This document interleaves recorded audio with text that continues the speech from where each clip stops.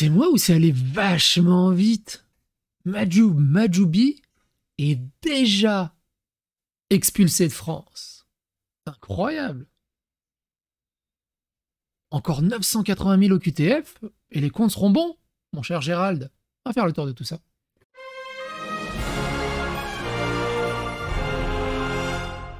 Attention, please. Vous le savez, je ne vais pas vous le répéter, j'espère que vous suivez mes vidéos. Si vous n'avez rien suivi ou que vous ne comprenez pas de quoi je parle, je vous invite à aller dans la description, il y aura les liens vers le début de l'histoire. On parle évidemment de l'imam Majoubi qui a eu des propos extrêmement anti-républicains et anti-France.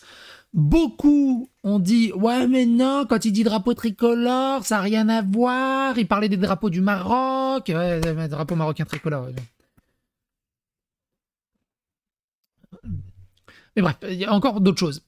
À ça, la gauche a sauté dessus en mode ouais, c'est scandaleux, ils expulsent un imam alors qu'il a rien dit de méchant. Des féministes qui ont sauté au créneau, c'est grave, c'est scandaleux, on peut plus rien dire. Quand il faut défendre des imams islamisés qui créent des terreaux de terrorisme, là faut les défendre. Quand il y a mamie qui se fait violer par un OQTF, ah là là, faut arrêter de stigmatiser, c'est pas parce que c'est un OQTF que voilà les étrangers, blablabla. La gauche en ce moment, la gauche woke en ce moment, et comme j'ai déjà dit, il faut absolument réussir à faire le départage entre la gauche woke, la gauche internet et la gauche normale. Mais on est totalement d'accord qu'en ce moment, la gauche normale... Quelqu'un sait où elle est passée? J'ai appelé Gus DX, il en a même pas une émanation, même pas un EMF2. Alors d'ici à ce que ça tombe sur un EMF5, j'en sais rien, ça va être un enfer. Du côté de BFM TV, on a le magnifique Pablo Pillot-Vivien qui dit « Peut-être qu'on va découvrir d'autres propos, mais là, sur le fait que le nationalisme soit une gangrène, attention au fantasme islamophobe, hein, avec ce pauvre monsieur. » L'avocat devrait être expulsé en même temps que l'imam. L'avocat qui dit « Monsieur Majoubi n'est pas une maîtrise parfaite de la langue française », affirme son avocat, maître Samir Amroun, avec les propos de l'imam sur le drapeau tricolore. C'était un lapsus. Oh là là. Il a avancé d'ailleurs, et j'ai pas ouvert l'onglet. Faute à moi, je suis vraiment désolé. Il faut que je retrouve ça absolument. Mais il a une autre stratégie qui a été, vu que la stratégie du lapsus ne marche pas, la stratégie c'était, bon, je vais pas le retrouver parce que c'était quand même un moment déjà. Ah c'est là je crois. Ah c'est là. La stratégie de la défense du lapsus n'ayant pas fonctionné, on tente la stratégie du racisme islamophobe. Il ose dire, hein. Il ose dire, oui, alors évidemment, Majoubi, il a la barbe, il a une robe, je sais plus comment on appelle ça, les robes d'imam. Il a ce que les Français n'aiment pas beaucoup. Donc ça joue sur la carte du racisme et que le lapsus ne marche pas. L'imam de Bagnols-sur-Cèze fait polémique après une prêche. Les renseignements alertent aussi sur des propos sur les femmes et sur le peuple juif. Quand les élus macronistes, dont un député faisait campagne dans les mosquées pourtant signalées par les renseignements. Ce qui est fou, hein. Ce qui est vraiment fou, c'est que là, Pascal Bordès, je sais pas qui c'est, mais elle dit, je comprends mieux pourquoi le maire de Bagnols semblait un peu gêné lorsqu'il parlait du prêcheur de haine. En fait, il se connaissait très bien. Souvenez-vous, le maire, il disait, moi, je le connais pas trop, vite fait, voilà, il a sa mosquée, c'est un homme qui a l'air bien, mais je le connais pas des masses, blablabla. Là, ils sont en train de discuter, il y a plusieurs mois, il y a plusieurs mêmes années, je crois, sur cet extrait. Ils se connaissent très bien, ils se tutoient, s'appellent par leur prénom. Ils parlent d'une équipe constituée depuis un petit moment. Le maire n'hésite pas à dire que c'est toujours un plaisir de venir ici, c'est-à-dire au sein de la mosquée où officie ce prêcheur. Souvenez-vous, en plus, on l'avait vu dans une précédente vidéo, la mosquée est prêtée, c'est un bâtiment communal. Que des magouilles. Difficile à dire qu'il ne connaît pas plus que cela. En outre, et j'adore ce mot, en outre, il semble que cette réunion de famille a eu lieu en pleine période électorale au sein de la mosquée, ce qui est formellement interdit. Aussi, on a appris que Majoubi était interdit de direction d'entreprise, mais finalement il dirigeait quand même une autre entreprise. Il y en a qui disent « Ouais, il a bien profité de la CAF. » T'inquiète pas, il s'en mettait plein les fouilles avec sa femme. Mais sous le regard bienveillant du maire. Incroyable. Mais ça va. De l'autre côté, on a la Grande Mosquée de Paris qui condamne fermement les propos anti-français de l'imam de Bagnols-sur-Cèze. En tant que lieu de culte et symbole de l'islam en France, nous réaffirmons notre attachement indéfectible aux valeurs de fraternité, de paix et de vivre ensemble. Mais du coup, c'est pas compatible avec l'islam ou ça marche comment Ça, c'est encore un autre débat, faudra voir. Donc, on va résumer, hein, on va abréger. L'imam Majoubi exerçant à Bagnols-sur-Cèze a récemment tenu des déclarations, on le sait. Il a parlé de la France comme d'un drapeau satanique et ses propos méprisants concernant le drapeau tricolore ne peuvent être tolérés au sein de notre société. Et petite plot twist, ceux qui disaient « Ouais, mais il parlait pas du drapeau français, il parlait des drapeaux dans les matchs de foot et blablabla, blablabla. » Admettons, il parlait pas du drapeau français. Alors que c'est faux, il parlait du drapeau français. Mais admettons, on part sur ce principe. On parle sur le principe qu'il parlait pas du drapeau français. Il dit quand même que, malgré tout ça, Allah est devant tous les drapeaux et devant tous les principes. Non. Donc, rien que ça, de dire que Allah est devant tous les principes et tous les drapeaux, bah ça mérite de l'expulsion, en fait. C'est anti-républicain, anti-français. Donc, l'histoire du drapeau en mode « Ouais, il parlait pas du drapeau français », c'est juste, je déplace les buts et j'essaie... Qui c'est qui a pété? Alors qu'en fait, on s'en fout, c'est pas un contre-argument. C'est pas un contre-argument valable. La Grande Mosquée de Paris condamne fermement ces déclarations qui vont à l'encontre du principe fondamental de coexistence pacifique et de respect mutuel. En tant que lieu de culte et symbole de l'islam en France, nous réaffirmons notre attachement indéfectible aux valeurs de fraternité, de paix et de vivre ensemble. À ce moment-là, il faut réécrire le Coran, faire un espèce de Coran 2.0 parce qu'il y a un truc qui va pas. Tu peux pas tenir ce genre de phrase et continuer à enseigner le Coran. C'est bizarre. Et le Coran, c'est ça hein, dans l'islam. Et continuer à enseigner tout ce qu'il y a autour de l'islam. Le Coran, c'est une petite molécule dans l'islam. Nous soutenons pleinement les mesures prises par les autorités compétentes pour réagir à de tels discours haineux et pour protéger notre société contre toute forme d'incitation à la violence et à la division. Nous appelons également à une vigilance accrue contre toute forme d'extrémisme et de radicalisation et réaffirmons notre engagement à promouvoir un islam de paix, de tolérance et de respect mutuel. Moi, je demande à voir. Mais en ce moment, on n'a pas beaucoup de contre-exemples. Malheureusement, hein, moi, je suis le premier à être d'une tristesse totalement hallucinante du fait qu'on a trop peu de contre-exemples qui prouvent cette phrase. En cette période où la cohésion nationale est plus que jamais nécessaire, à la Grande Mosquée de Paris appelle à l'unité et à la solidarité entre toutes les composantes de la société française dans le respect des valeurs républicaines qui nous unissent. En fait, je crois qu'ils n'ont rien compris à c'est quoi l'islam, en fait, la Grande Mosquée de Paris. Vous avez déjà lu le Coran? Vous avez déjà... L'islam n'est pas compatible hein, avec les valeurs républicaines. N'oubliez pas, hein, pour ceux qui n'ont rien suivi, l'islam, c'est pas comme la Bible ou d'autres. C'est une religion politique. C'est un mode de vie. Ça marche pas comme ça. Donc, je suis pas sûr qu'ils savent de quoi ils parlent. L'imam, mais ça c'est encore un autre débat.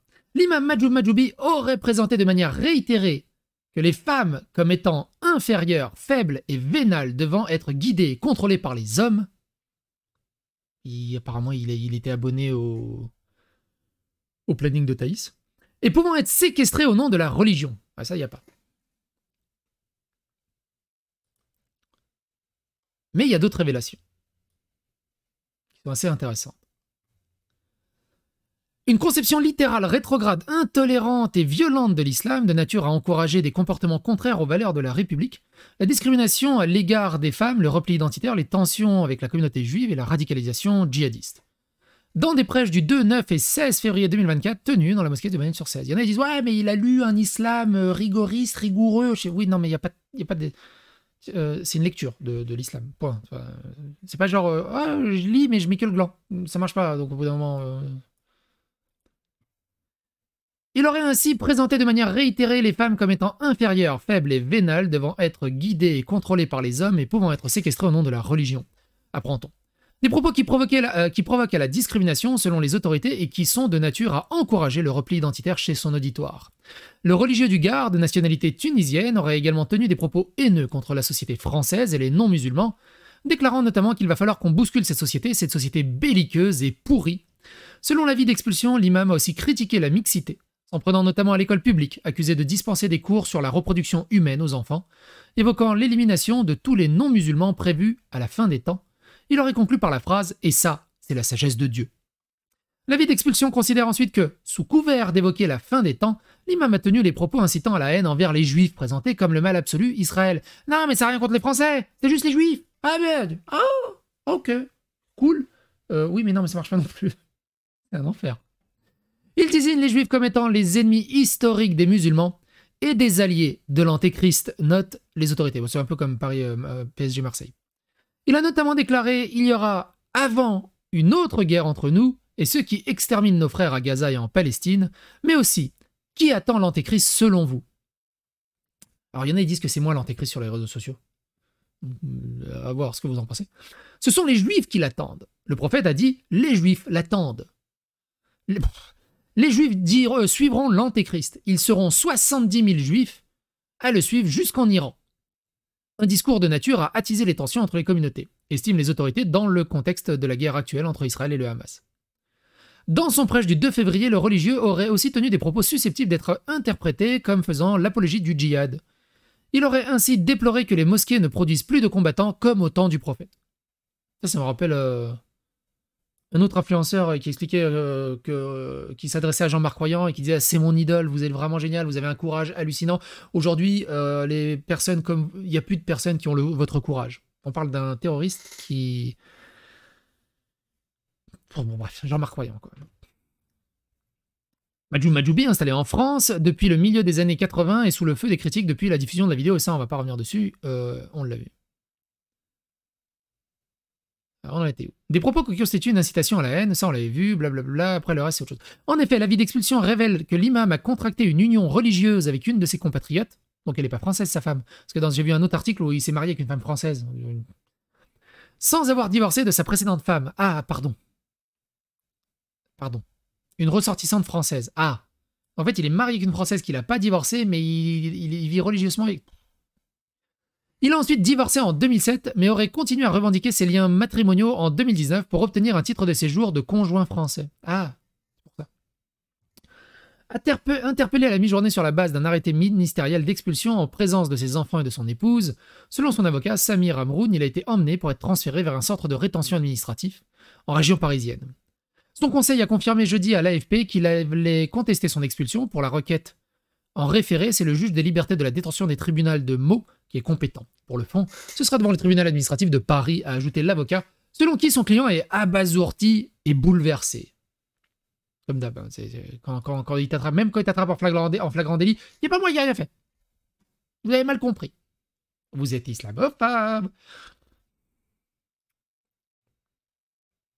C'est incroyable. Incroyable du cul. Et il est où le Gérald Darmanin, là? Mais enfin... Ah, attends. Il est là. Non? Et Gérald Darmanin qui s'est félicité? Je lui ai même répondu. Ça serait bien qu'il me réponde, d'ailleurs. Un peu de décence. Là. C'est là. Gérald Darmanin, donc, qui dit... L'imam radical Majoubi vient d'être expulsé du territoire national moins de 12 heures après son arrestation. C'est la démonstration que la loi immigration, sans laquelle une telle expulsion aussi rapide n'aurait pas été possible, rend la France plus forte. Nous ne laisserons rien passer. Moi j'ai dit, merci, maintenant les milliers d'autres doivent suivre. Il y en a qui me disent, attends, et plutôt les millions. Alors non, je parlais pas de tous les musulmans, je parlais déjà de tous les imams qui prêchent cet islam sunnite rigoriste. Et Marc Vanguard dit quelque chose de très intéressant là-dessus. Et il dit, le taux d'exécution des OQTF dépassera-t-il les 7% cette année? Souvenez-vous, hein. Souvenez-vous. Les OQTF, tous les ans, il y a entre 80 000 et 100 000 OQTF, avec des pics à 130 000 OQTF en 2022. En 2012, on dégageait 18 000, 15 000 OQTF sur les 80 000 prononcés. En 2022, 9 000 OQTF. En 2023, 4 900 OQTF. On s'en fout. On les dégage pas. Pourquoi? Pour moi, techniquement, un OQTF prononcé, un OQTF dégagé. Donc si tu cumules le nombre d'OQTF depuis 2012, je pense qu'on n'est pas loin du million, hein, à la louche, hein, à 80 000 par an, 120 000, 130 000 de temps en temps, et que 15 000 qui dégagent par an, 7 000 et plus rien, entre 800 000. Allez, on va couper la poire en deux, on va dire 800 000. 800 000 OQTF. On a dégagé un immeuble.